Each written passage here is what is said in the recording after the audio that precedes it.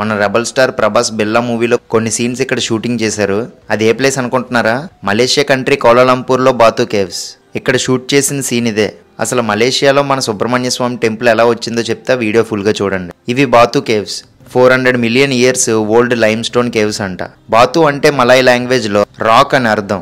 Almost 2 million Tamil people నివసిస్తున్నారు మలేషియాలో. 1891లో కే తంబోస్వామి పిల్లయ్య గారు ఇక్కడ మురుగన్ టెంపుల్ స్టార్ట్ చేశారు. 1920లో కంప్లీట్ అయింది. ఇక్కడ ఎంట్రన్స్ లో ఉన్న మురుగన్ స్టాచ్యూ వరల్డ్ లోనే tallest Murugan statue. Total height 140 feet.